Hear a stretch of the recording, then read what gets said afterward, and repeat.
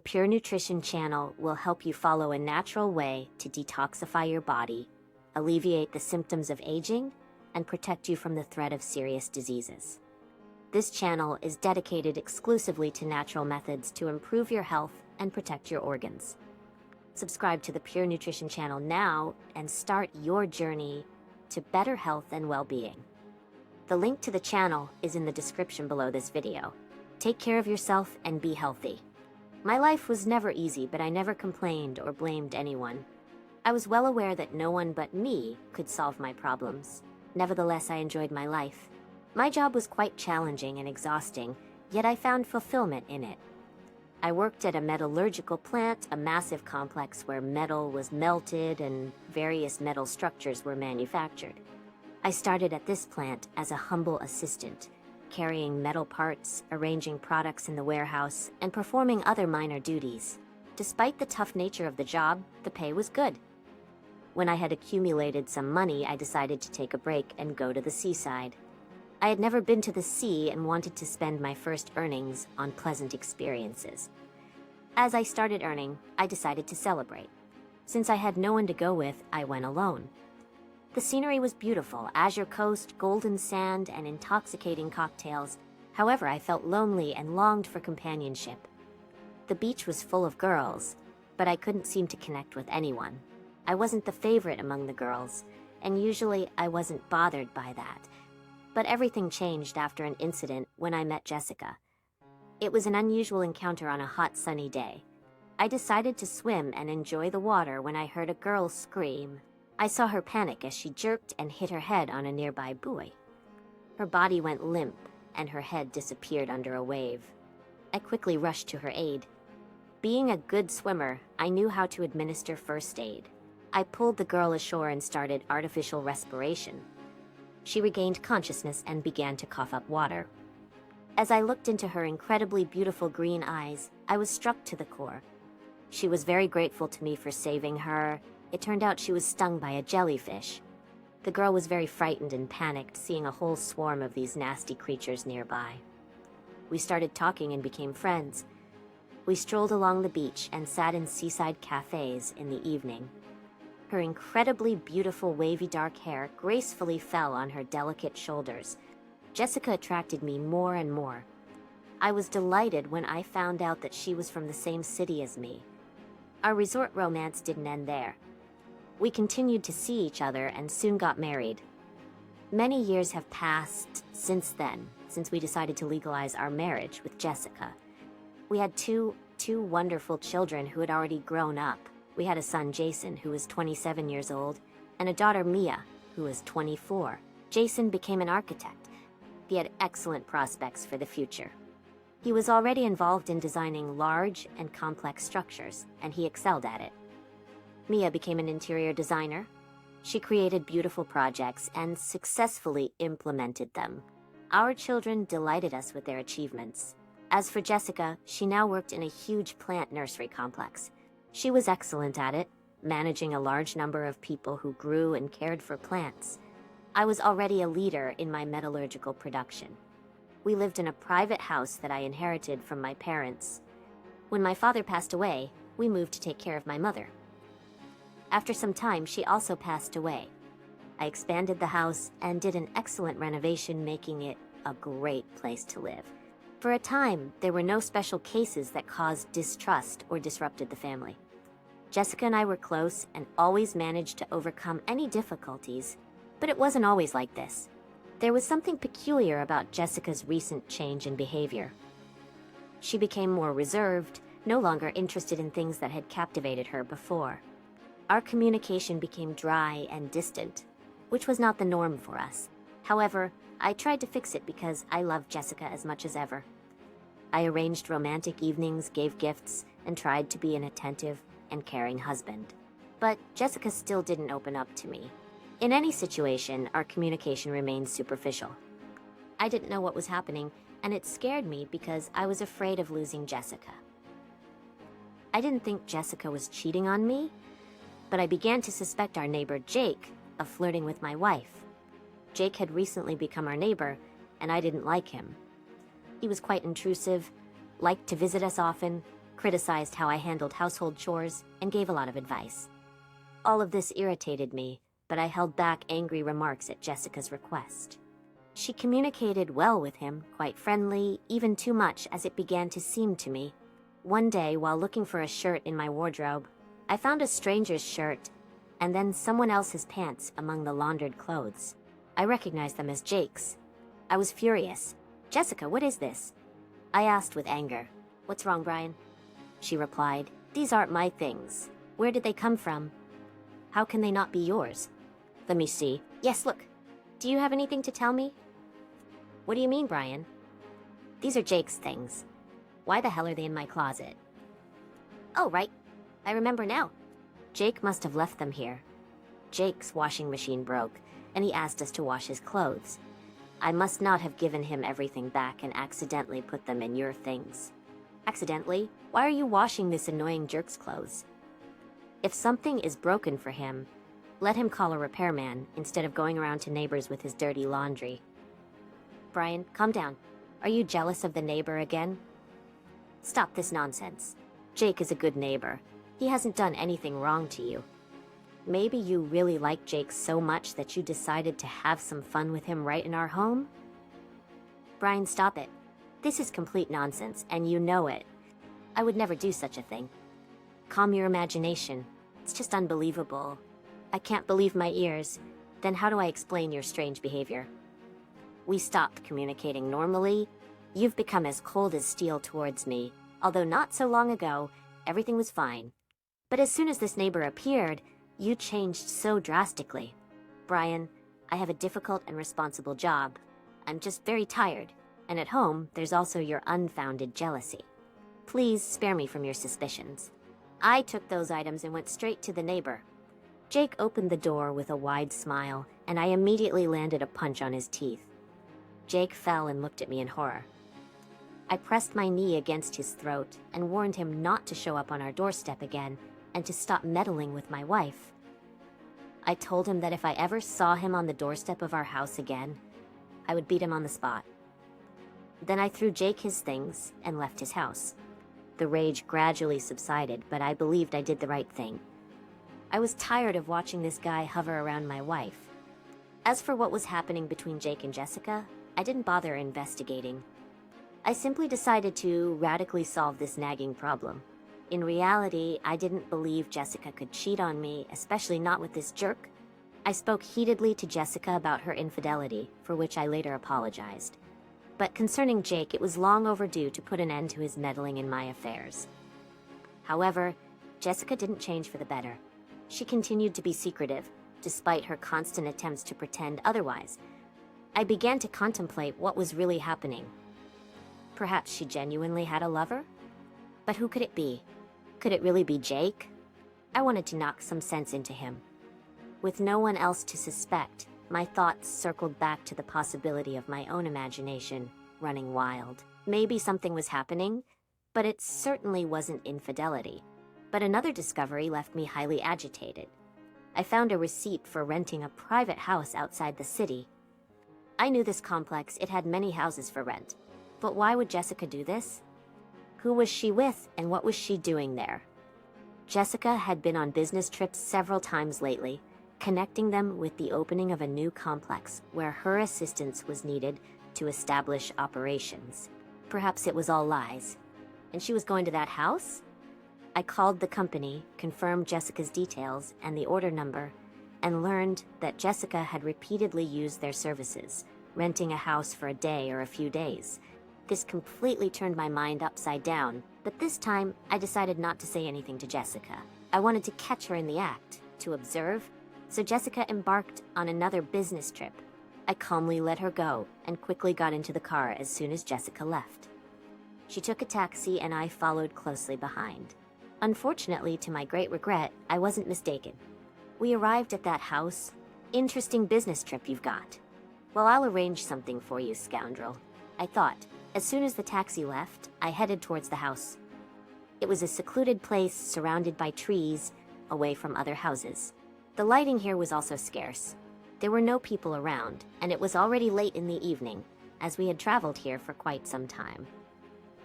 The house had lights on, I thought Jake might be there. If that was the case, that scoundrel would crawl out onto the street with broken arms and legs. Without much caution, I kicked the door open with my foot and burst inside. What I saw shocked me deeply. I witnessed Jessica having intercourse with a young scoundrel named Kevin. I recognized this scoundrel. He worked for Jessica, a very young guy. I didn't even know if he was 18 yet. He took care of plants and treated the soil. He constantly revolved around Jessica, but I couldn't fathom that this young scoundrel was pleasing my wife. However, I didn't care that this scoundrel still had the innocence of youth. He would answer to me like an adult. As soon as I burst in, Kevin turned around in fear. I kicked him in the stomach and narrowly missed taking his head off with a blow to his head. The scoundrel flew into the wall and fell unconscious on the floor. "Brian? What? What are you doing here?" "How did you find out?" Jessica spoke in shock. "It wasn't hard to figure out that you were hiding something from me. And I found the receipt for renting this house. You dirty bitch. How could you? And with this little scoundrel? He's younger than our kids." "I know, Brian. I know. I just got a little lost in life. I wanted to try something new. And he was there, young and energetic. I don't know how I agreed to this. He was charming and attentive. Shut up, bitch. Shut up. How could you even think of such a thing? You're just terrible. You lied to me. You've been screwing this scoundrel for a long time. I checked. You often rented this house. There's no normal explanation for this. I tried to make you happy. I took care of you, and I never had the desire to cheat on you. And you tell me you got lost. Wanted something new. Well, I'll give you new sensations. And at the same time, this scoundrel will pay for this." I grabbed the naked Jessica by the hair and dragged her to the car. I threw her in the trunk. Then I tied up this naked guy and dragged him into the back seat. We drove to my workplace. There was no one in the metal cutting workshop right now, and I could calmly continue the conversation with these scoundrels there. I had access, and I could exact my revenge without unnecessary witnesses. I already knew what I would do with these scoundrels. I took these creatures out of the car and tied their heads to the front of the conveyor belt, where metal sheets were brought to a massive and heavy guillotine that sliced through metal like butter. Well, scum, ready for the show? It's hard for you to see what's behind you. I've got our big mirror here. I'll hang it for you so that you can see how you're approaching the huge guillotine that will chop off your heads. It was tempting to chop you up in that house, but I'm not a butcher. I don't want to be covered in your blood. This way you can slowly savor the approaching death. You'll die together. Your heads will synchronously roll on the floor after the guillotine drops on you. I expressed myself. The conveyor started moving slowly, occasionally stopping for the guillotine to operate. The cold, massive, and sharp blade ruthlessly shredded pieces of metal that lay between the scoundrels and the guillotine. They twitched with every swing of the guillotine, which continued to chop with a horrifying and loud sound. The scoundrels screamed in agony, but they couldn't do anything. Fear tore them apart. The scoundrels had already soiled themselves. And now their heads had come to a halt under the merciless guillotine. They screamed even louder, and then the blades slid and stopped near their necks. I broke the system and pulled these scoundrels out. I hope you enjoyed the show. How about the new sensations? I hope you remember them for the rest of your lives.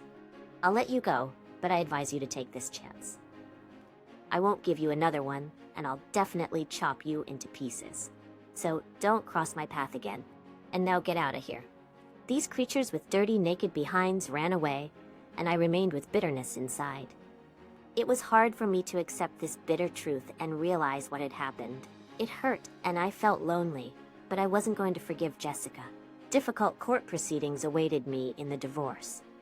Jessica decided to get back at me and take everything from me.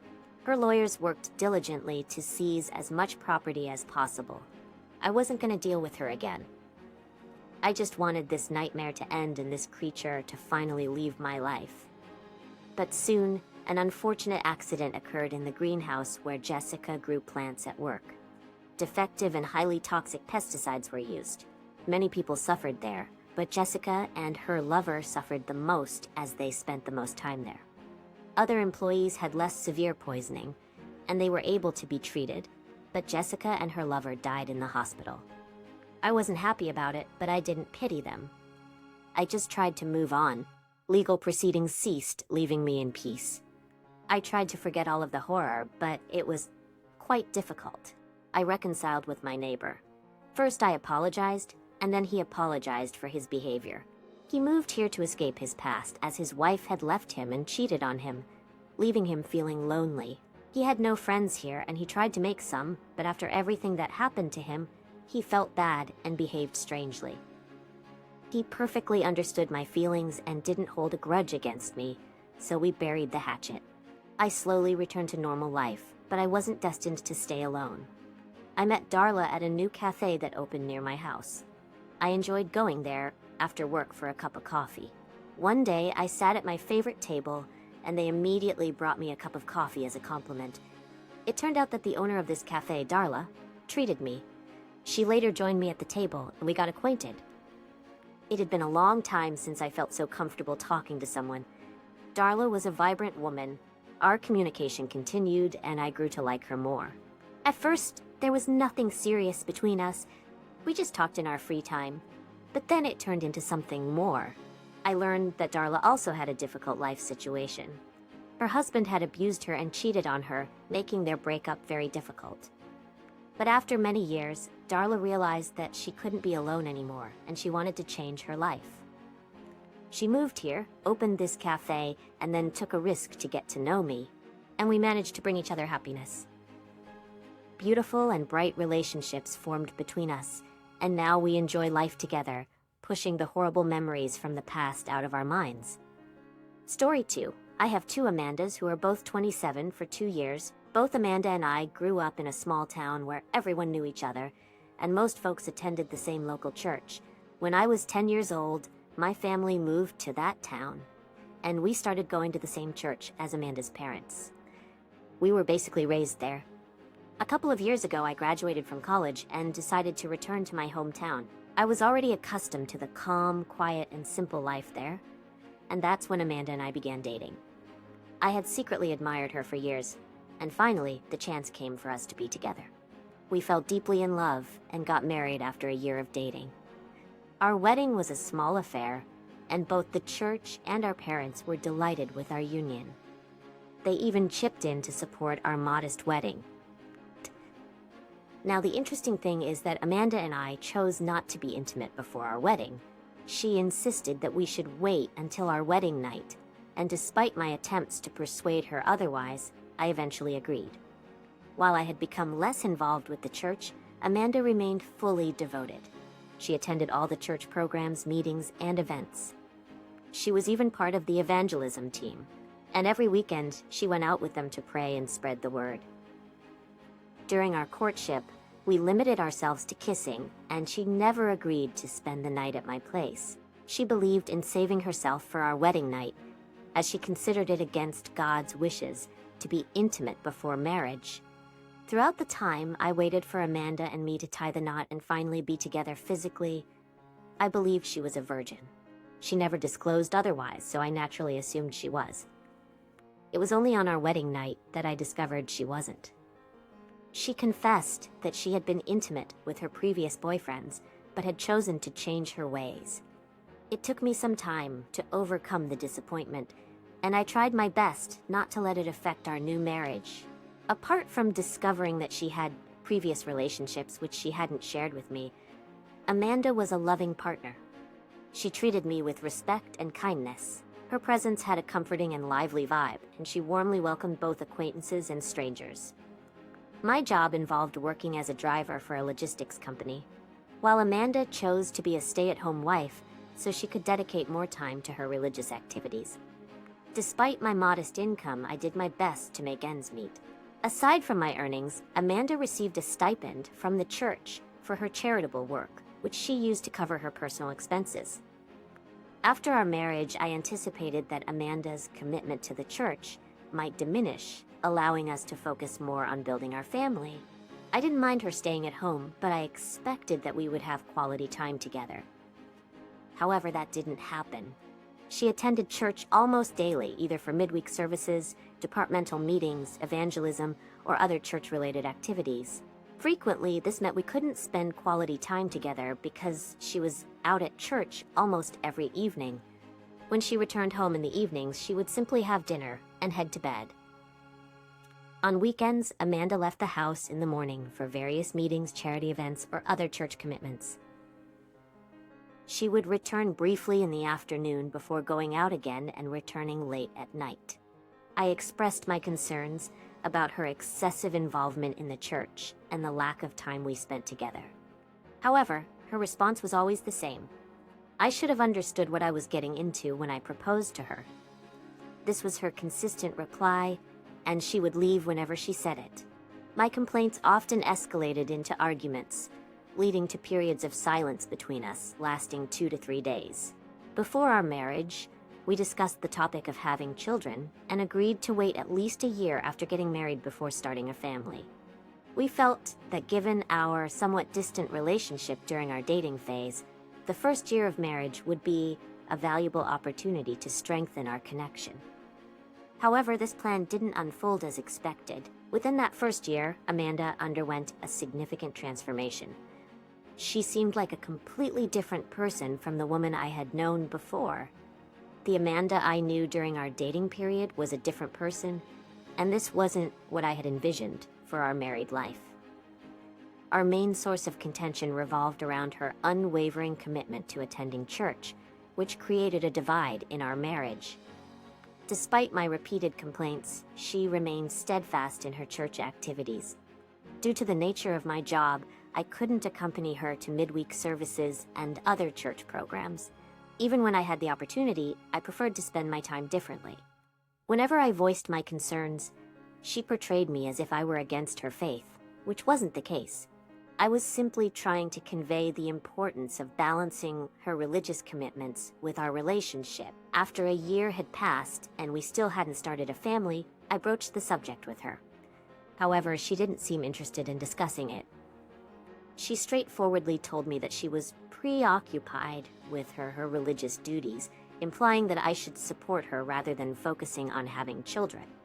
At that point, I was exhausted from her behavior, so I decided to confide in her parents. I shared everything about Amanda's actions, including how she neglected me, our home, and her responsibilities as a wife.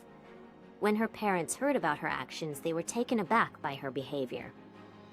A few days after I had spoken to her parents, Amanda confronted me, and she was furious.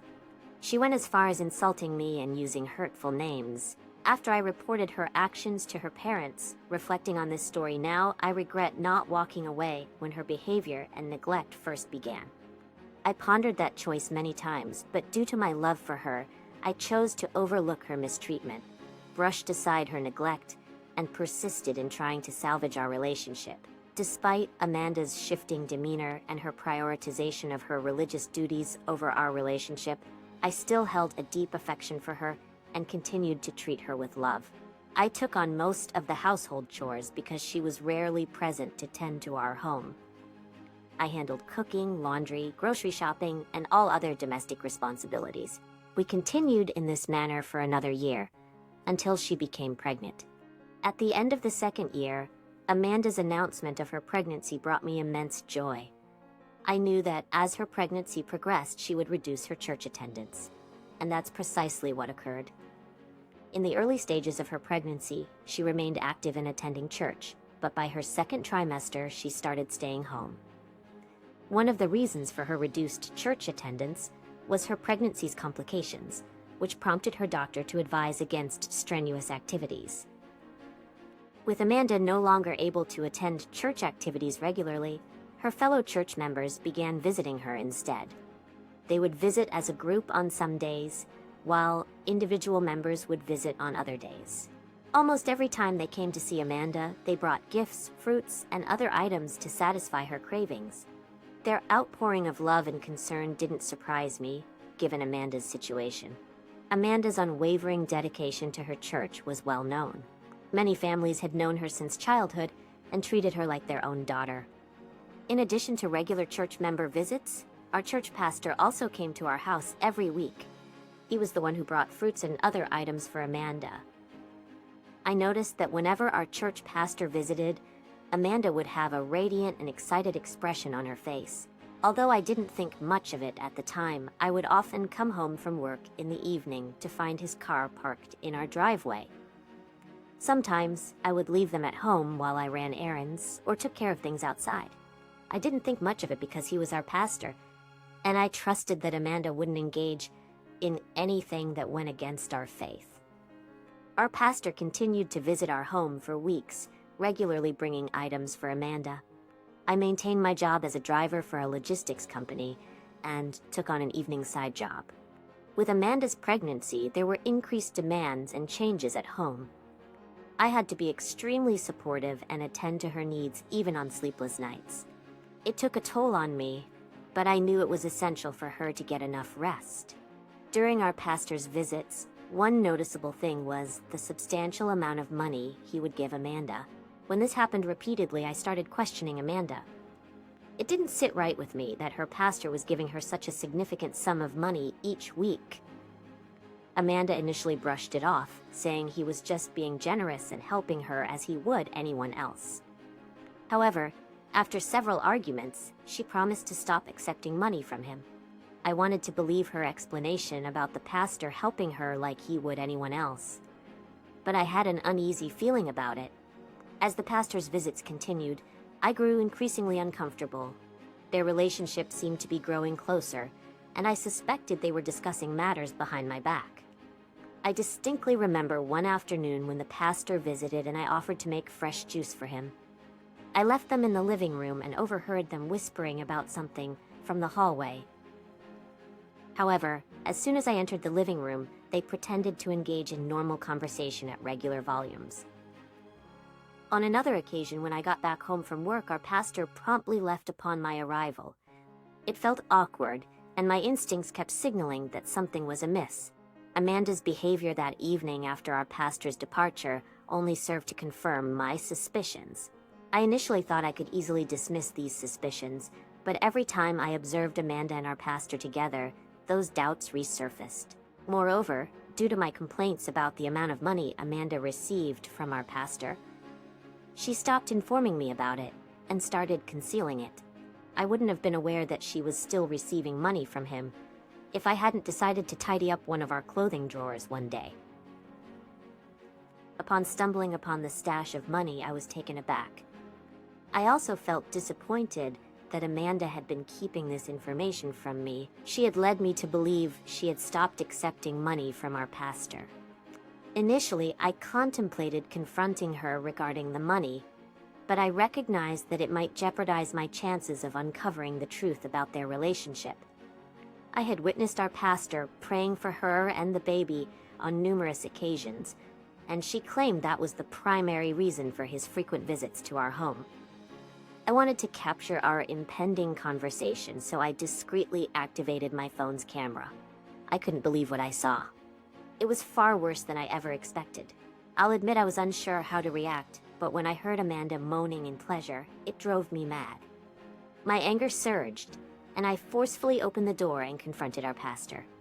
I knew I couldn't touch Amanda due to her pregnancy, so I vented my anger on him. If it weren't for Amanda stepping in, the pastor might have passed out. I was heartbroken and didn't know what to say to them. He hastily left the house with just his underpants and clothes in hand. After he departed, Amanda started sobbing uncontrollably. She claimed it wasn't what I thought, and that the pastor had come to pray for her and the baby. I couldn't believe Amanda was still trying to deceive me after I caught her in the act with our pastor. I was furious, but I made an effort to control my anger. It dawned on me that Amanda had been having an affair with our pastor, which explained why he kept giving her money. I questioned her about the duration of her relationship with him, but she vehemently denied any involvement. Given her response, I knew she wouldn't admit to it, so I kicked her out of my house, and all she had on her were her bathrobe and flip-flops. Outside the house, Amanda pleaded with me to let her in until the neighbors came out to inquire about the commotion. Fortunately, one of them offered to drive Amanda to her parents' house, and that's how she left. Before she reached her parents' house, I made sure to call them first and inform them of what I had witnessed. Initially, her parents didn't believe me, but once Amanda arrived at their home, they started bombarding my phone with calls. I chose not to answer their calls because I wasn't in the mood to talk. All of this unfolded 3 weeks ago, and since then, I've been unable to think clearly. Amanda consumes my thoughts, and it's painful to accept that despite all my efforts to be a great husband, she cheated on me with our pastor. Right now, I'm utterly confused and don't know what to do. I'd always envisioned us raising our children together, not as divorced parents. However, I cannot live with a cheater. No, I haven't informed the church yet about her infidelity. She and our pastor have been calling me every day, and our pastor has been texting me, urging us to meet and talk. I should have paid attention to the warning signs right from the start. They were glaringly obvious, but I clung to our marriage. So 2 days ago on a Sunday, I encountered our pastor at church. It was an open area. Interestingly, he seemed nervous when he saw me walk into the church that morning. I had skipped church for 5 weeks, and my presence seemed to unsettle him. After the service, I approached him and confronted him about his affair with my wife. He tried to deny it, but I had seen the evidence with my own eyes. I told him that I would not tolerate his actions and that he needed to confess to the church and step down from his position as pastor. He was visibly shaken and agreed to do so. I also informed the church leadership about the situation, and they took immediate action. As for Amanda, I have filed for divorce and have cut off all contact with her. It's been a difficult and painful process, but I know that I deserve better than someone who would betray me in our marriage. I am now focusing on healing and moving on from this betrayal. After the service, he summoned me to his office and pleaded with me not to disclose what I had witnessed. At least he was more cautious than Amanda. I took advantage of the situation to inquire about the duration of his affair with Amanda. Guess what, folks? He claimed it had started before Amanda and I even began dating. This meant he had been involved with her while she was deceiving me. I felt utterly devastated upon hearing that revelation. Amanda had not only betrayed me through infidelity, but she also made a complete fool out of me. I wanted to confront him right then and there, but the church was filled with people, and such an outburst would derail my plans. So, I kept my composure.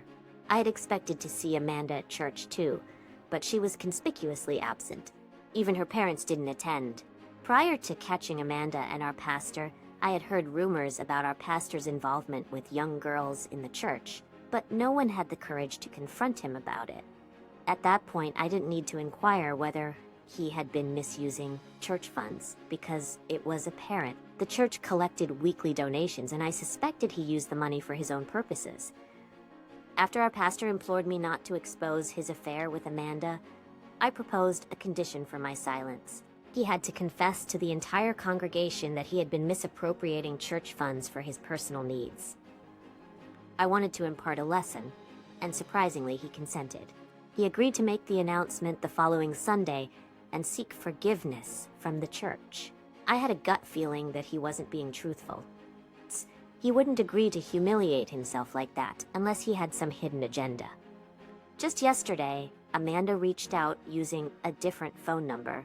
Over the past few weeks, she called repeatedly until I had to block her. She claimed she had come to my house multiple times, but no one answered. I left my house 3 days after kicking her out because I couldn't get the image of them being intimate in my living room out of my mind. She mentioned not wanting to raise the baby on her own and asked for a second chance to prove she had changed. Hilarious, she has no clue what's in store for her. I informed her that I would only consider taking responsibility for the child if we conducted a paternity test, and the results confirmed that I was the father. She initially resisted, claiming I was making things unnecessarily complicated for her. I suspected she might have had doubts about me being the baby's father. Eventually, we did go through with the paternity test, and it turned out I wasn't the baby's father. I had a hunch this would be the outcome, right from the moment she opposed the idea of the test. Her parents were understandably disappointed when they learned the truth, and asked her who the real father was. She couldn't bring herself to answer them. I knew the answer. and I informed them that it was indeed our pastor. Words can't adequately convey how shattered I felt. We received the test results on the day of our church's midweek service, so I decided to pay our pastor a visit. Even if the child had turned out to be mine, I had already made up my mind to divorce Amanda. I had already contacted a lawyer to prepare the divorce papers, which were ready by the time of our confrontation. When I arrived at the church, I walked straight to the front to address everyone. Our pastor was the one delivering the sermon and refused to hand me the microphone when I requested it. He understood my intentions and tried to signal me to stop, but I ignored him. When he continued to deny me the mic, I raised my voice to ensure everyone could hear me. I exposed our pastor's misconduct and shared the truth with everyone, leaving them in shock. I realized it was impractical to show them the footage, so I played a voice recording of our last conversation with our pastor where he confessed to his affair with Amanda and misusing church funds. He had no idea I had recorded that conversation. I didn't inform him either. His expression when he heard the recording was priceless. He was taken aback by the fact that I had recorded our conversation, making it irrefutable evidence in case he tried to deny it. With the evidence presented, I was confident it would have a profound impact on his career and marriage, and it did. The church was deeply disappointed in him, and he was demoted. Additionally, the church lost many members because they regarded our pastor as a paragon of virtue who consistently preached against immorality. So their disappointment was palpable when they discovered he wasn't practicing what he preached. As for Amanda, despite all her pleas and her parents' intervention, we have gone through with the divorce. She is currently approaching her due date and residing with her parents who, despite their disappointment, have taken her in. After exposing our pastor, I stopped attending church, fully aware that news of the scandal had spread rapidly throughout the town, becoming a topic of conversation for almost everyone. Amanda has lost many friends and well-wishers as a result. The last I heard about Amanda's affair partner, I was informed that his wife had divorced him, and he was asked to provide records of all the funds he had used for church purposes during his tenure as pastor. It's safe to say we can predict how that will turn out. While I still carry the pain and hurt from Amanda's infidelity, it's preferable to remaining married to a cheater. I want to express my heartfelt gratitude to all of you for your support throughout this ordeal. I truly appreciate each and every one of you. Story 3. My Valentina and I have been together for quite some time. We have been married for 16 years already. Our relationship began quite early, but at the same time we managed to keep the family together and stay together. Our son was 10 years old. Everything worked out for the best. Of course, it was not without challenges, but over time we got used to each other and learned to respect each other. I've always tried to resist the routine into which I felt our life was falling. Work, caring for a child, and many repetitive days could have affected our relationship. But I always made an effort to plan romantic surprises to keep our love alive. Romantic surprises for Valentina. Because my feelings for her did not cool down, I looked at her the same way as in the first days of our acquaintance. In our family, there have never been reasons for jealousy. We initially understood that we were made for each other. I had a good business, thanks to which I fully provided for my family. Valentina initially worked, but didn't want to develop much, and after the decree, she stopped working altogether. But this did not bother me. She coped well with family responsibilities. So everything was pretty harmonious. We had the opportunity to travel, visited different parts of our world. We also had a small country house where the three of us liked to come, and also invited friends. These evenings in the gazebo in the yard were remembered by pleasant impressions. I always thought that this is how life should go. I didn't want, like many of my friends, to meet a bunch of girls, not to have a serious relationship. I wanted to start a family from an early age. I liked the way my parents' relationship was, and I wanted it to be the same for me. Valentina didn't date much before she met me either. And now our life was measured, we could calmly rejoice at the growing up of our son, while finding time and opportunities for joy in other moments of life. In pursuit of my dream of creating ideal conditions for my family, I did not notice how Valentina began to change. She still smiled and rejoiced in the same way when I tried to make pleasant surprises for her. But in her eyes, I began to notice some kind of mystery I did not understand. She seemed to be hiding something from me. I started talking to her about this, but she said that everything was in order. Sex with us, of course, began to occur less frequently than it was in my youth. But in the last few months, Valentina generally began to refuse intimacy. She always found some excuses. I didn't understand what was happening.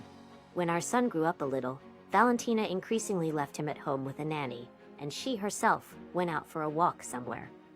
I even welcomed it, thinking that the constant worries of babysitting had exhausted her and she needed to unwind a little.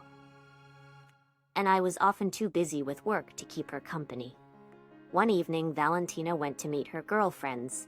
I had free time, so I let the nanny go early, so I could be alone with my son. And Valentina left for a walk without any problems. I tried not to interfere with her rest, but it was already getting dark outside, and she was still not at home. This had never happened before, and I began to get a little worried. When it was already quite late, I called her, but no one picked up the phone. Soon Valentina called me back. She was breathing heavily, and it was clear from her voice that she was also very drunk. I started to talk to her more seriously, asking if she had gone too far. But Valentina asked me to calm down. She walked to a friend's house. She told me how much fun she had and asked me not to be angry. She said she would try to come soon. And while she didn't listen to my answer, she simply hung up. Of course, I didn't expect that. My son had been asleep for a long time, and I sat in the kitchen nervously twisting a glass of whiskey in my hand. My gaze wandered between the clock on my phone screen and the door through which Valentina was supposed to enter. The time passed, it was already nearing morning, and Valentina still wasn't there. I couldn't reach her. In the morning, as dawn was breaking, my wife returned home. I didn't make a scene in front of our child. I sent my disheveled wife to bed without further ado, and I myself began to get our child ready for school. When it was just the two of us at home, I asked Valentina what had happened the previous night. She replied with a smirk that nothing of the sort had happened. She had a great time, and now I was ruining everything with my lectures. I was shocked by her statements. I asked her if it was okay to leave your family waiting at home. You've never behaved like this before. Please explain what's going on. But Valentina always gave vague answers. This conversation never led to anything. We didn't communicate for a long time. But then Valentina apologized for her actions and said it would never happen again. And we reconciled. One evening, as I was leaving my office, I saw Valentina's friend on the street.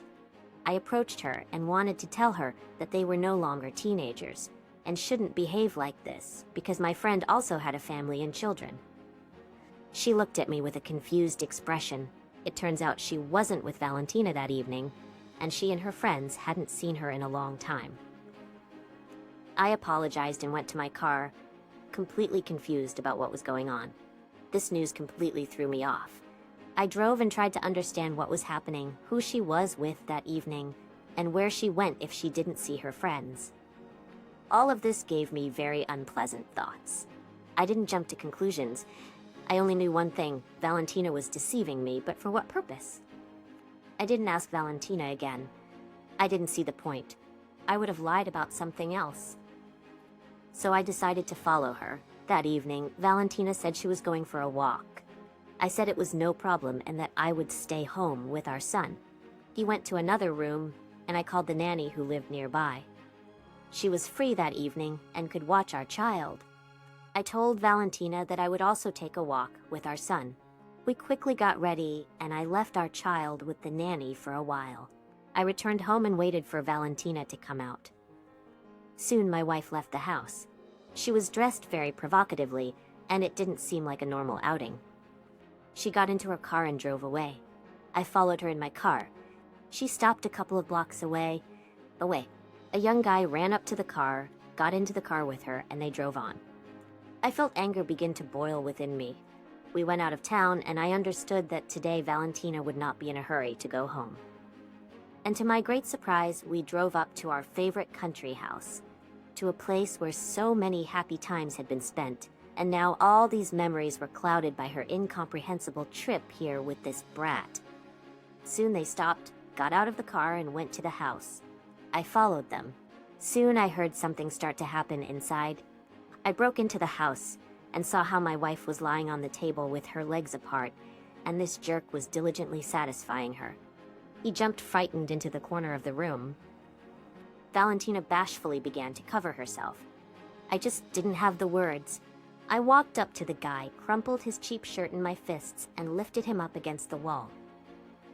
He began to ask me in tears not to hit him, and only not in the face. Looking at this non-entity, I did not understand how she could exchange me for him. I threw him without pants on the street, betraying accelerations with his foot under his bare ass, and ordered him to get out of here on foot, and the road here was not close to the city. My heavy gaze fell on the weeping Valentina. I looked at her for the first time with disgust. She did not wait for my words, jumped up and said that I ruined everything. It was all my fault, and she was going to deprive me of everything through a divorce for a long time. How painful it was to hear all this.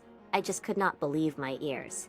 She wanted to take from me through the divorce for a long time. How painful it was to hear all this. I just could not believe my ears. She wanted to take from me through the courts not a weak share of my income in order to continue to have fun with her, to jerk on my own money while she never even thought about our son. I told her to get out while I took her keys and phone from her so that she could also get to the city with her legs. Valentina's cunning plan failed. It was a spoiled dummy that I constantly patronized, and she just got insolent at the end and spat in my soul. I did not know how to explain all this to her son, but I could no longer allow this deceitful creature, who had exchanged his family for incomprehensible entertainment, to be near him.